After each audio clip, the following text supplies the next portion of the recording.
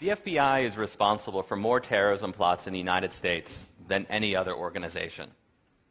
More than Al-Qaeda, more than Al-Shabaab, more than the Islamic State, more than all of them combined.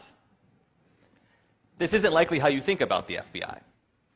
You probably think of FBI agents gunning down bad guys like John Dillinger or arresting corrupt politicians. After the 9/11 terrorist attacks, the FBI became less concerned with gangsters and crooked elected officials. The new target became terrorists, and the pursuit of terrorists has consumed the FBI. Every year, the Bureau spends $3.3 billion on domestic counterterrorism activities. Compare that to just $2.6 billion combined for organized crime, financial fraud, public corruption, and all other types of traditional criminal activity. I've spent years poring through the case files of terrorism prosecutions in the United States, and I've come to the conclusion that the FBI is much better at creating terrorists than it is at catching terrorists. In the 14 years since 9/11, you can count about 6 real terrorist attacks in the United States. These include the Boston Marathon bombings in 2013, as well as failed attacks, such as the time a man named Faisal Shahzad tried to deliver a car bomb to Times Square. In those same 14 years, the Bureau, however, has bragged about how it's foiled dozens of terrorism plots. In all, the FBI has arrested more than 175 people in aggressive undercover counterterrorism stings.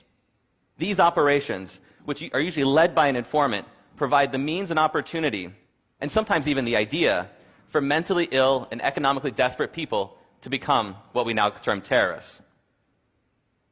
After 9/11, the FBI was given an edict. Never again. Never another attack on American soil. FBI agents were told to find terrorists before they strike. To do this, agents recruited a network of more than 15,000 informants nationwide, all looking for anyone who might be dangerous. An informant can earn $100,000 or more for every terrorism case they bring to the FBI. That's right, the FBI is paying mostly criminals and con men 6 figures to spy on communities in the United States, but mostly Muslim American communities. These informants nab people like Abu Khalid Abdul Latif and Wali Mujahid. Both are mentally ill. Abdul Latif had a history of huffing gasoline and attempting suicide. Mujahid had schizoaffective disorder. He had trouble distinguishing between reality and fantasy. In 2012, the FBI arrested these 2 men for conspiring to attack a military recruiting station outside Seattle with weapons provided, of course, by the FBI. The FBI's informant was Robert Childs, a convicted rapist and child molester who was paid $90,000 for his work on the case. This isn't an outlier.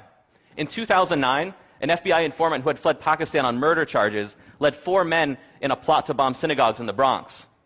The lead defendant was James Cromedy, a broke Walmart employee with a history of mental problems, and the informant had offered him $250,000 if he participated in that plot. There are many more examples. Today, The Intercept published my new story about a counterterrorism sting in Tampa involving Sami Osmakash, a young man who was living near Tampa, Florida. Osmakash also had schizoaffective disorder.